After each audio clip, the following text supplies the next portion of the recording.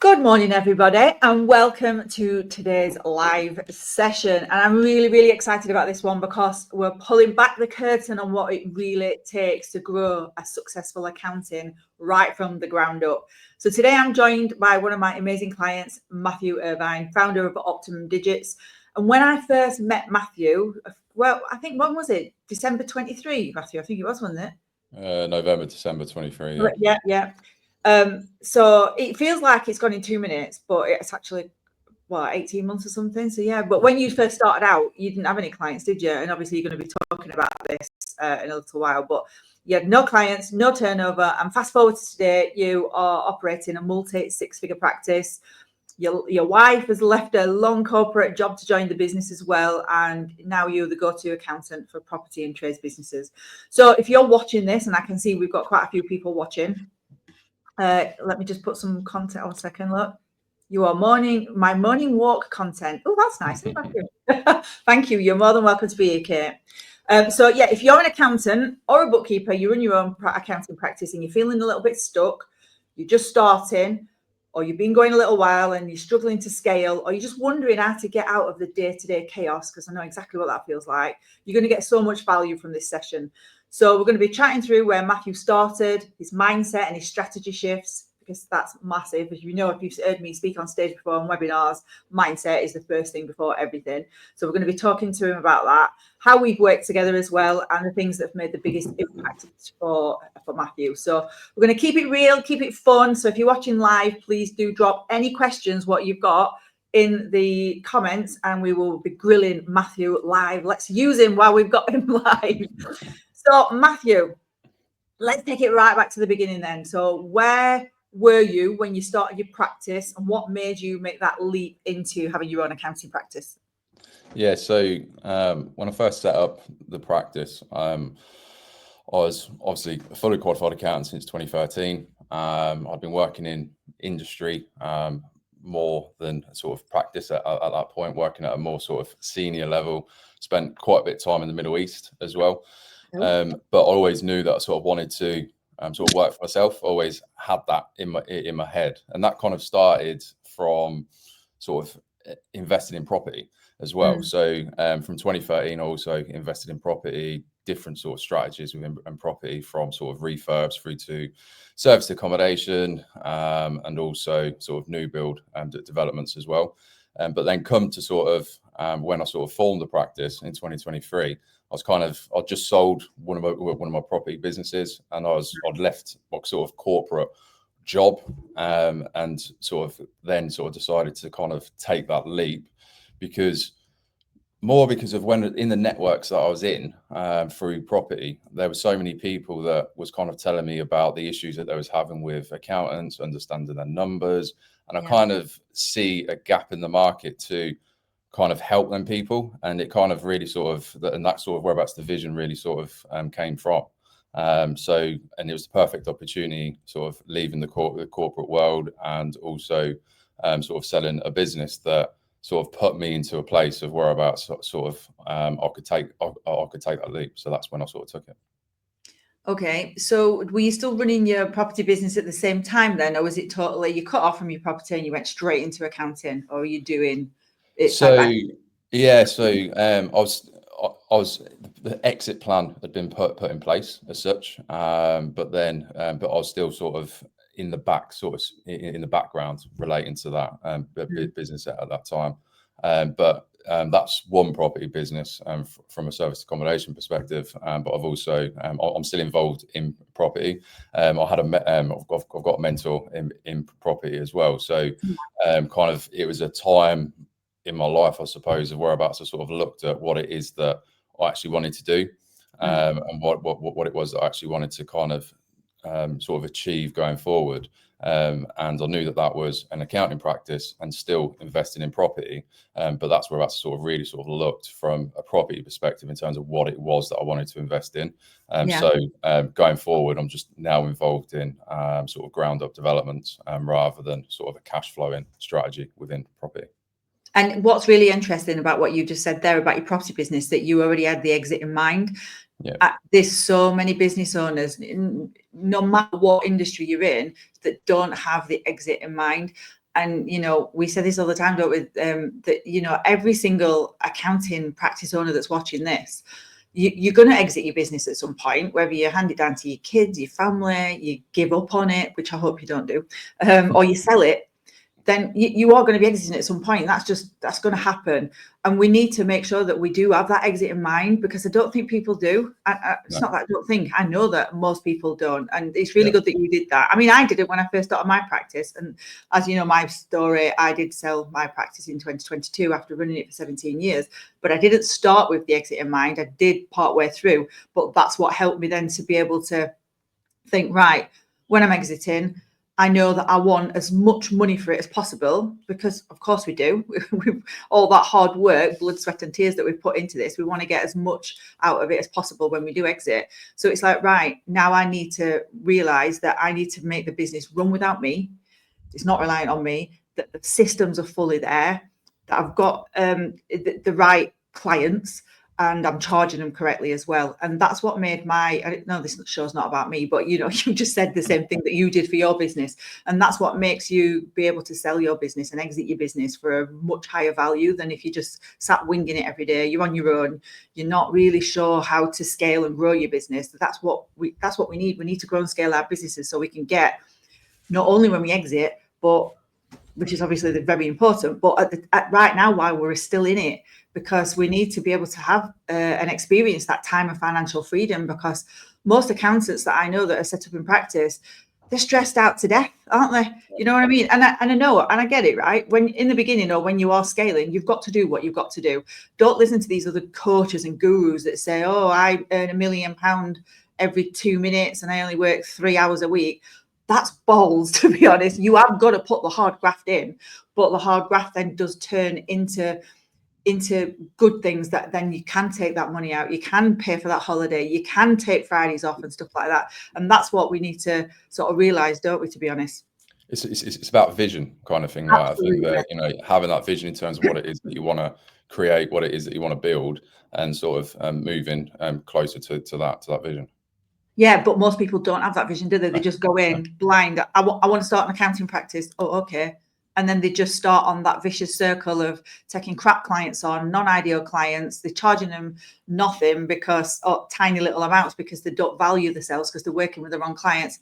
And it just does get into that vicious circle. But if you are in that vicious circle, don't worry, we can get out of it. And listening to what Matthew was saying today, hopefully will give you some motivation to do something about it. So right from the beginning, we worked with each other. You, I think, came on my 5-day profit power challenge, if I remember rightly. That were right, weren't it? Yeah, it was a challenge that sort of come on for a start. Like I said, the practice weren't even sort of really live then, but I was just sort of more interested in what the sort of challenge was about, what you was about, and learning more about you. And I think that's whereabouts it then sort of we started working together from that point onwards. So, and that is brilliant. But what was there a moment where you thought, I need some help with this, with getting on with my practice? And sort of what led you to want to sort of reach out to me? I know you just said you did the challenge, but what sort of led you to want to have coaching? So I'm a great believer in sort of having coaching. Like I said, I'm coaching from a property development perspective as well for them businesses. But sort of like, so straight away, I was looking for that coach to sort of help me right from the start. Because you don't know what you don't know. It's as simple as that. Exactly. And you know, I've never, yes, I've built businesses, but I've never built an accounting practice. So I was always looking for that person to work with, and it was more around sort of looking for that person that I thought would sort of have my vision in mind. And kind of like when we went through that challenge, I could see that you'd worked with construction clients. I could see that you'd sort of work very much on that sort of FD side of stuff, which is what I wanted to offer. And yeah, as soon as I see that challenge, I knew that you was the right person to sort of help me sort of from the start of that business. So again, it comes down to my mindset. I knew that I needed that to kind of help me grow and help me sort of achieve the vision that I had. And that's amazing. And you did have, and you still got it. Yeah, you'll always have it, just like me, because we're passionate and motivated people, aren't we? We're always striving for the best, and that's a good thing. Yeah. So you went from working on your own. Let's talk about teams then. So you went from working on your own and now you've got a team. Can you tell us about your team, what that looks like now, what your plans are for the future? If you could tell us about that, that'd be fantastic, because I know some people are a little bit not reluctant to have a team member, but they're a bit scared. And I actually did a session on this yesterday, that people think that they can't afford it, but I always say you can't afford not to do that, because you've got to take yourself out of the business. If you want to practice where you're limiting yourself to just a number of clients each week that you can service, and it sounds like a bit of an MLT garage, but you get what I'm coming from. We all only have 168 hours a week, so it's like what you do with that. So if you are a practice owner that doesn't want to grow and scale, and you're quite happy where you are, that's absolutely perfect, and you probably want to turn off right now. But the majority of accountants and business owners that I know do want to scale. They do want to skyrocket the leads coming in, convert them into really good clients, get that money coming into the bank. And that's exactly where you are. So at what point did you realize, I need a team now? And what happened? What was the first steps? I mean, I know the answers to this, but you tell everybody else. Very quickly, I realized that. So we grew very, very quickly from when we sort of first launched the business. And so first launched at the beginning of November. And then probably around like February time, that's when I sort of thought, right, I need some help here, kind of thing. So the way that sort of I looked to employ staff and recruit was sort of more at a senior level for a start.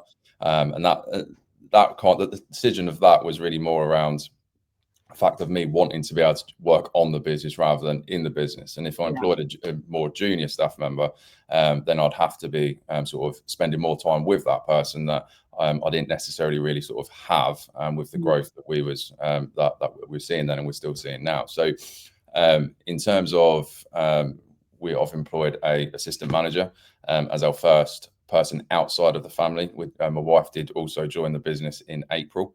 Let's talk about her first, though, because that, I mean, obviously I know Kelly and I'm working with you very closely on a one-to-one basis, and she's so lovely, and hopefully Kelly's watching. If you are, say hi, Kelly. But how scary was that of a decision, bringing your wife into the business at a relatively early stage, leaving a career that she'd had for years and years and years, and that salary? Yeah. What was that like, family? Yeah, it was quite a. Just here. Hello.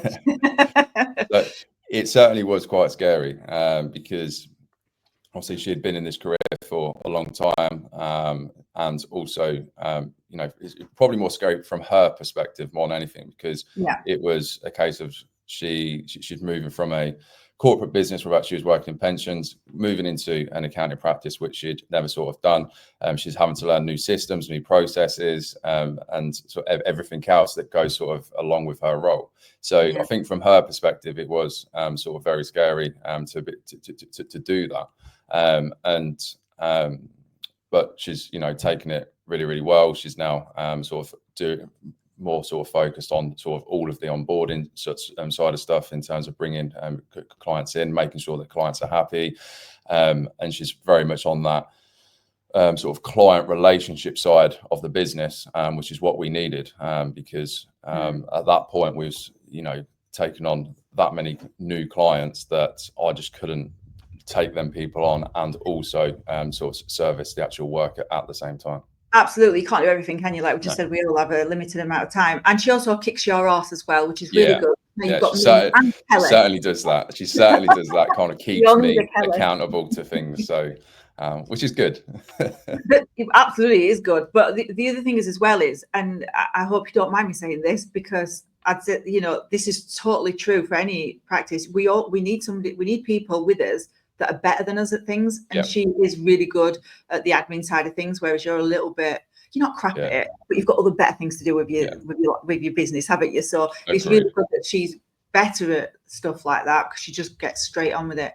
So okay, you got Kelly on, and then your next hire then, so you said you went straight from management rather than like a junior. So what was your decision around that? Just because at that point, like I wanted someone that could just come in and sort of hit the ground running with the clients. Obviously, if I had a junior, then that wouldn't have been able to happen. So kind of that person that we employed, she came from a top 10 firm. She's ACCA qualified, a couple of years worth of experience as well at that top 10 firm. and she's kind of been able to come in and sort of really take that sort of compliance side of the business away from me, which has been really good. And then sort of that's enabled me to then focus more on the growth and actually focus on the actual business.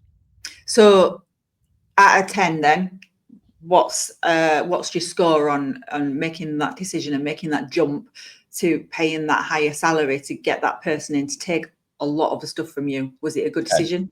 Yeah, 10. Without, it's probably other than setting the business up, it's probably the best decision that we sort of made. Hold on, I'm working with me. You've missed that bit out. In the business rather than on the business. I'm only kidding.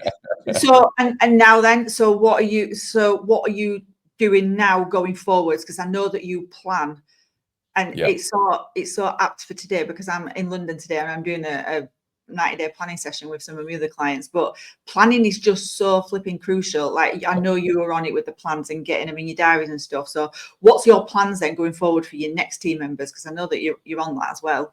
Yeah, so we've got a assistant accountant that's accepted the job this week, kind of thing. So that's now been accepted. I've also got a second interview with someone tomorrow, and as long as that goes well, because we've got another opening under Kelly's side of the business as well. We're looking for more of a person in that role that can sort of wants to grow, wants to develop, so then they can then move into the accounting side of the business. So yeah, come probably within a month or two, we'll be a team of 5. And now you're going to have to increase your office size as well, because you got an office as well, didn't you? Yeah, absolutely. Yeah, so we got that already. Yeah, we moved into the office in November last year, and now we've now taken on another office which is twice the size of this, the office that we've currently got. So hopefully that sort of lasts us a little bit longer. So a little bit for another maybe 3 weeks or something. Well, that's really good. So your mindset was you needed to get this member of staff in, somebody senior, and now you can get the more junior levels, the assistant accountants. Not that I'm like down, dissing them, because I'm not, because we all need people like that as well in our practices. But now you've got somebody that can help to train them, so it's still not dependent on you, is it? Because you've got people in your team now that are able to do that and take that role away from you as well as your firm is growing, which is brilliant. We've got a question before we move on to the other ones from Kate. She says, did you grow quickly from the initial launch because of your connections in the property industry? Good question. Very good question. So certainly yes. For a start, there was a huge amount of growth from sort of my existing network that I had. So that's where a lot of it sort of has come from, which, but it really does sort of come down to sort of getting yourself out there. Originally, these people knew me as a property investor and a property developer. They didn't know me as an accountant. So my challenge around that was sort of making that switch between being known as an accountant that works in the property and construction sectors, and so that was my challenge with them more than sort of actually getting into the network. That was the same for me a little bit as well, because obviously I've been an accountant for 31 years, which is a ridiculous amount of time, and it's flown by in about 3 minutes, to be honest. But then from having my practice for all that time, then going and transitioning into a coach for accountants and bookkeepers, yeah, I had to change all my marketing, obviously, and stuff like that, and get out there more and tell people now I am a coach, not an accountant, even though I'm always going to be an accountant, obviously, at heart. But that's the thing, you've hit the nail on the head there, Matthew, because, and you've said it earlier as well, people don't know what they don't know. So it's our job, our responsibility to get out there and show people. You are on, I mean, to be honest, you weren't on social media much when you started, were you? No. But you put yourself out there. You actually stood on stages where your ideal target market hang out. You literally did that. You got out of your comfort zone and you did it. You were delivering presentations. So that's how people got to know you. You were going to networking events where your target market hang out. I mean, everybody that's watching this, are you doing that? Because if you're not, you need to, because people need to see you. You need to be visible. And on that sort of point, like some of the networking events that I sort of spoke at, that sort of really, the push from the sort of public speaking side really sort of came from the fact of sort of going to these networking events and like everyone's uncomfortable at networking events when they don't know people, kind of things. Absolutely, yeah, And yeah. I was Human nature. absolutely, Yeah. I was absolutely no different whatsoever at these events. And I sort of looked at it and I thought, well, I can either be uncomfortable trying to always speak to numerous people, or I can make myself really uncomfortable once and stand on stage and speak to every single person in the room. And Absolutely. I kind of, I very much believe in sort of embracing being uncomfortable, because that's where that's the growth sort of generally tends to come from. Absolutely. And sort of I then put myself in that position to be able to speak on them stages. And that is whereabouts the growth has come from other people that I didn't already sort of know in the networks. Totally. You're absolutely right. The growth comes from you being uncomfortable. We've got if we're always in a comfort zone, nothing's going to change. So if you're sat there now and you're not happy with where your practice is or where your life is, then do something about it. Yeah. And I know it sounds a bit harsh for me to say that, but there's only you that can do this for yourself. And obviously, Matthew, you did that, didn't you? And all it asks is just asking people. All it takes is just asking people and researching the event. Yeah, just get yourself out there. So you were growing really, really quickly from the beginning, because you were doing this and you were getting out there, and then you started to become that credible expert, and people started to know, like, and trust you as that property and trades accountant. And now you're getting clients queuing up to work with you. And then you've started on your social media. So you've now just started on your social media a couple of months ago. And it honestly, you're getting leads all the time now, aren't you? Which is brilliant, because you can say no. Well, to be honest, you've always said no. You've always had that strong mindset. Let's talk about that, actually, because some people, when they start the practice, and I'm no different, I did this, and if you can't go back and change the past, but if I could, I would definitely change this. I would take clients on for the sake of taking clients on, just the vanity of saying I've got another client. Even if it weren't my ideal client, they were paying me peanuts and I really didn't like them, I still did it. And I know that a lot of people that watch this would do it just for the sake of saying I've got a client, and just for that extra 50 quid a month in the revenue. You've never been like that. And I really take my hat off for you for that, because you've always gone straight in with, I'm really good, I know my worth, therefore I'm not going to be cheap. And if you don't like it, jog on to another accountant. Tell me a bit about that and your mindset around that. Again, it comes down to the vision. I knew that from the start, I know over this next 10 years what it is that I want to build. So I don't just have a 3-month plan, 12-month plan, or whatever. I have a 3-year plan. Obviously, it's a lot less detailed in the 10th year. I just have one goal. But because of that vision that I have, I knew that I needed to be charging the right level of fees to be able to start to employ staff, which then enables me to be able to kind of grow and focus on the business more. So because of that, I knew that I just couldn't just take on anyone. I knew that I couldn't just sort of start lowering my fees, etc. Because when it come down to needing that staff support, I wouldn't have been able to afford it. So it was about having that vision right from the start, that sort of really sort of put that into my mind in terms of what I needed to achieve. And you obviously you specialize in VFD clients as well, didn't you? Obviously, I helped you with that in the beginning with the brochures and whatnot, and where to look for that. But like, give us a typical example now of a monthly recurring revenue. Just an example, obviously no clients' names, of how much you get in from each client on that. So from a VFD perspective, it ranges from around about £1,800 per month plus VAT, all the way up to £3,500 plus VAT. I mean, who don't want some of them? and it doesn't take that much extra work, does it? Once it's fitting into your production line, once you've got all your systems in place, does it? No. Exactly. And it all in terms of once you've got the systems and the processes in place, it's just the level of support based off of what they're doing. The higher end of that fee, they've got multiple businesses kind of thing. So that's why there's an added fee relating to that. But once all the systems and processes are in place, it's my main focus is sort of the added value side of stuff, the meetings, and sort of assisting them through things rather than actually producing the actual work. But for people that are watching this, I know for a fact what their mindset will be. Some of them, there's no way I can charge that a month. Yeah. But you can, can't you? You can. Even now, sometimes that still goes through my head now sometimes, kind of thing, when I'm looking at clients. But I'll then go back to what is my vision, kind of thing. What value am I adding to this client? Absolutely. And still go through that phase, but you know, it's as long as you're adding that value, you can charge and that. you can prove it.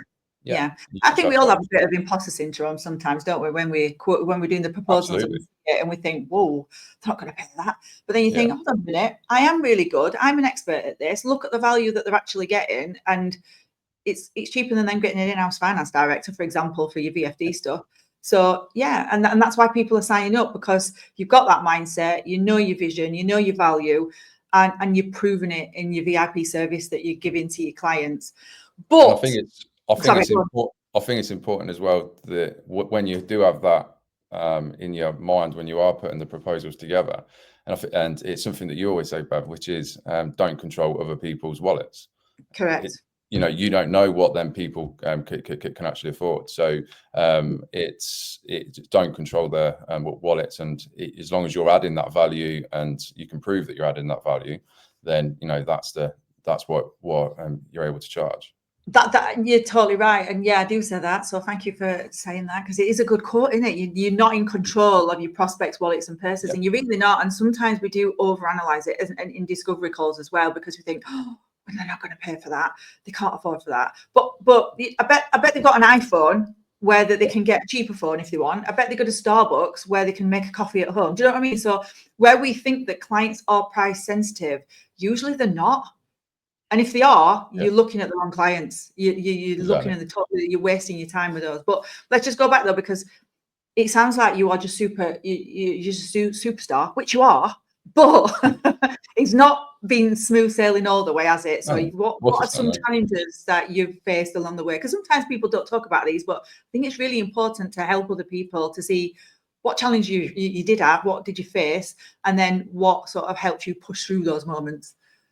Yeah, I mean, I think it's sort of important to say that in any business, you know, it's a roller coaster. You'll have good days, you'll have bad days, you'll have days which are absolutely amazing, days where you're absolutely stressed because of what's happened. It's certainly not plain sailing in growing any business. And I think that you know, from my side, it's been sort of managing that actual growth. So you've got all of these clients coming in, signing up, you got lots of inquiries, etc.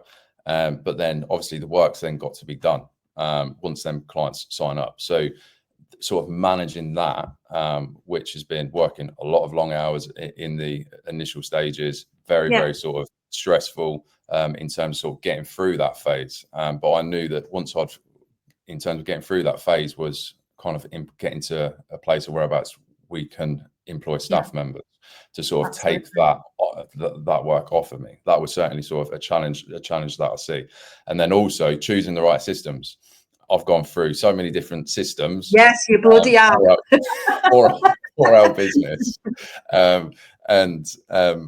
It's because I'm a massive believer in automation, or automating as much as what you can. I want all of the systems to integrate with one another. That's been a huge challenge that we're through most of it now. But you know, even still now, there are some systems I'm not too happy with, and you know, I've kind of come to a conclusion that there's no system out there that does everything, which has certainly been a challenge. So I'm kind of looking at different levels of automation through Zapier, for example, whereas that if a system doesn't do stuff, then what can we connect it to actually so that we still actually achieve what we want to achieve from our systems. That has been a massive challenge throughout it, and obviously changing systems throughout the growth that we've had has also created even more headaches as we've gone through. I mean, I know I joked about your systems. I joked about the systems that you've gone through a lot, and you have, but that's a good thing as well, to be honest. Time consuming, but you know that your growth is happening quick, and you know where you want to get to. So, excuse me, you've got to have the right system. So if you're paying for a system and it's not the right fit for you, change it. Don't just put up with it because it's not right. If it's not suitable for you and your practice and your clients and your team. But no, absolutely. We've got a couple more questions if that's all right. Kate again says, can you share an insight into the systems you use for virtual FD? So in terms of management reporting, I use Sift. That's also from a forecasting perspective as well. Really like Sift, to be honest. That's one. It was a second system that I went to because of the first system that we had didn't sort of. What was the first one you used now? So first one we used was Fathom. Ah, that's it. Yeah, I told her about Sift, didn't I? Yeah. It's good. Sift. I like Sift. Sift is used for all of the sort of management accounts and forecasting, budgeting, etc. It does also obviously do cash flow forecasting, but I prefer to have Float as our cash flow forecasting tool. So the thing is, though, Kate, if you're doing VFD, or to be honest, any services for your client where you need software, you should always, I know it's going off track a bit, but you should never be out of pocket for this. You should always recharge this to your client 100%. I see that quite a lot, that practices are not being very profitable because using specialist software, which you absolutely need, but you're not offsetting that cost. You need to do that. If you're not doing that, it's a sideline. I also used to use exactly the same systems as Matthew used, so Sift, Analytics, and Floats for cash flow. I love Float because it does the scenario planning, and that is so powerful when you're sat in front of your client or on a Teams or a Zoom call saying, right, you want a new salesperson, right, let's have a look what effect that's going to have on your cash flow. And it's all graphical. It's brilliant. We've got Becky. Hey, Becky. I know Becky. Becky's a bookkeeper and a VA for tradespeople. She's trying to focus more on the bookkeeping side of a business. Brilliant. I often find it a struggle selling bookkeeping services to companies who then need an accountant for year end. They just want to hand it all to one person. How would you tackle that? Okay. Yes. So some people do want that one-stop account shop, but that's for you to get out. Well, two things. One, and then Matthew can say his bit. Two things is, the first one is get to know a lot of accountants and see if you can work with them, because sometimes accountants are crying out for really good bookkeepers. So I would definitely start to get involved in trades accountants, and Matthew's one of them, so speak to him afterwards. So that could be a relationship that's worthwhile there going forward there to get your leads in. And secondly, you need to do what Matthew did. You need to get out there. You need to be attending these trade shows and events where tradespeople are, and telling them how shit hot you are at being a bookkeeper. So that's my recommendations. What about you, Matthew? What do you think? Similar, really. I think it's about focusing on who your customer is and how and whereabouts them people are going to kind of, and whereabouts them people are kind of going to be. So, you know, one thing I haven't mentioned on this is that we do have an external bookkeeper that focuses on our clients as well. We use that as a service. So I'd sort of suggest with what Bev says, in sort of talking to other accountants and seeing if there's any assistance that you can sort of help with them. And I think that's probably whereabouts you'll grow quicker. Becky, you need to join my elite accounting community. There's loads of accountants in there for you to meet. Just saying, just get that out there. Bookkeeping, when it comes down to sort of them added value services, is the most important part, kind of thing. Because if not, if it's wrong, if it's rubbish data going in, it's rubbish data coming out, kind of thing. You say so politely, because I say shit in, shit out. Well, I nearly did say that, but and we've just got sorry, go on. So kind of having that, you know, specialist from a sort of trades business and a trades bookkeeper, I think that will massively help, because there are differences, things you need to be aware of when it comes down to trades. Yeah, being a very, very good bookkeeper is like, it's gold dust. And also, once you've started to get good relationships with your trades clients, get the testimonials from them. There is nothing like other people selling on your behalf, and that's what video testimonials do. I mean, you can get written ones, but video ones are so much better, because you can use them in all your marketing and your socials, your newsletters and stuff like that. Like that is a website. That's brilliant. So and that's what I did when I were in trades, which, you know, Becky, because I think you went to some of the networking events that I used to go to. But once I did an okay job for one trades client, then they all talk to each other, don't they, in the trades, to be honest. So they'll end up talking and saying how good you are, and you'll just naturally get referrals just while you're sleeping. Adrian, hi Adrian. Going through so many systems, how do you evaluate the benefit of changing the system to the time invested in researching, implementing a new system? That's where you are right now. Wow, that is a very good question. We could do a full topic on this, couldn't we? A full session. What's your thoughts on that, Matthew? So I looked at it from a client's perspective and sort of from an internal perspective. I never necessarily looked at it from the amount of time that needed to be invested into it, and that was because at this, at that point, it was more important to me to get them right systems in place. Yeah. And yes, there's obviously a cost associated to the time and the research and implementing the system, but the system I had at that point wasn't doing what I sort of needed it to do. So, and because the main shift from one system to another was all around the automation element to it, and that's what I was more interested in, because if there's an automation element, then obviously there's a saving time element for the rest of the future of the business. So I looked at it more from a perspective of I wanted to get the right systems in place. There would have been a cost associated to it, but it was more important to get the systems in place for the future growth of the business. Yeah, you've got to get that tech stack in place, haven't you, to move forward? But because if not, you're just wasting your time, to be honest. So yes, Adrian, it does take time to change, but the long-term benefits of it is just massive. And then you've got everything talking to each other and everything's being automated and they're all singing from the same hymn sheet.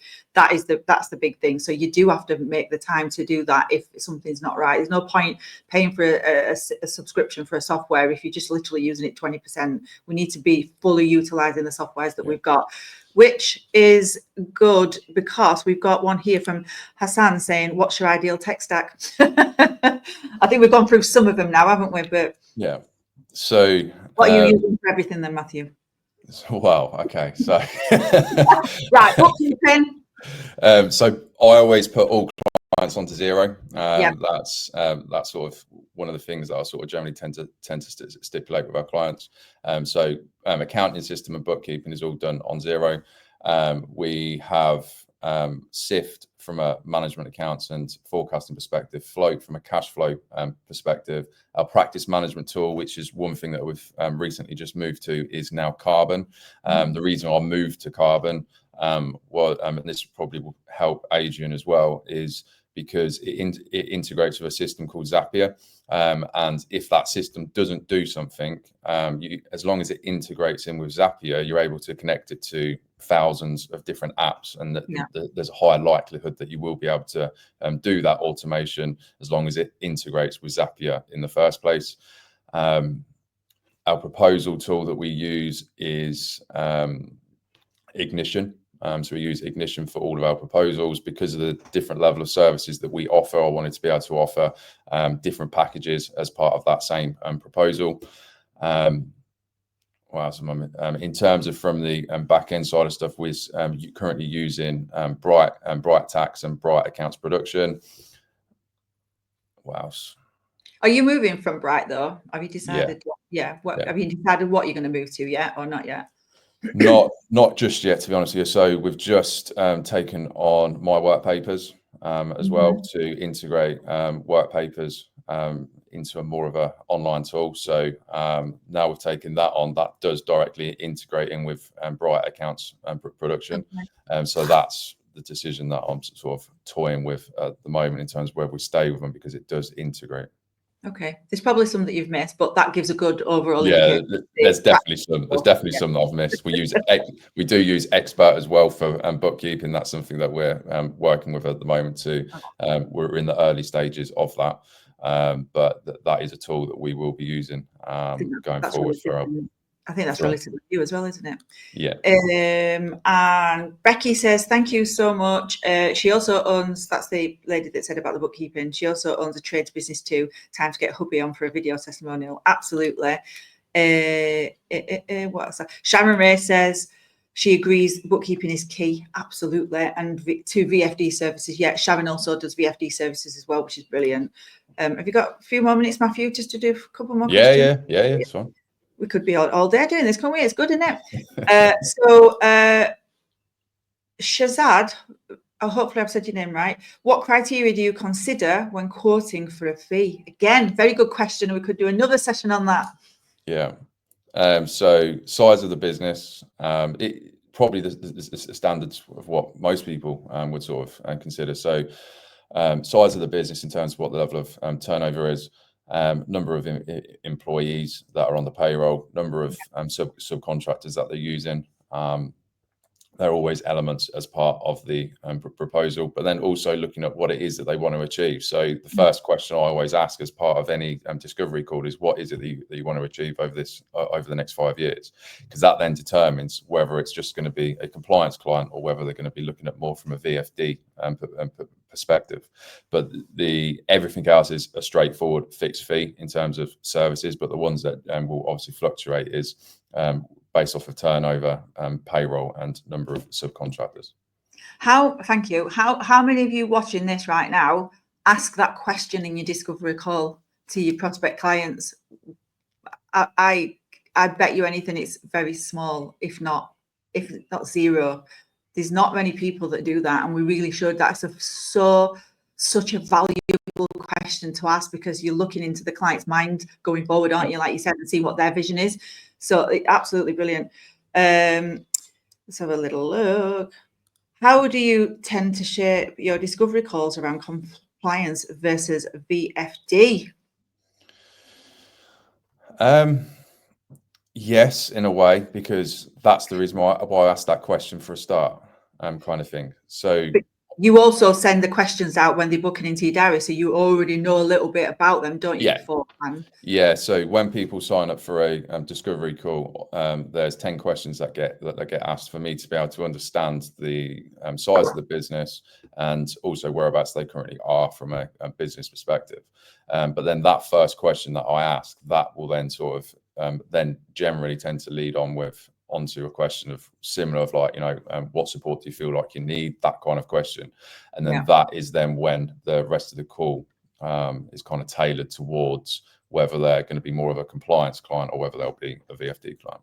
Absolutely. Again, it's communication, isn't it? Talking to them and getting understanding what the client wants, understanding what they need, and then sort of moving forward with that level of information that you've just been given.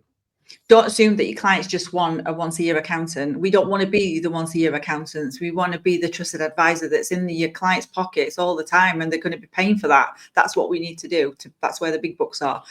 Just a couple more then before we round up. Hassan says, what software methods are your clients using to track job costs?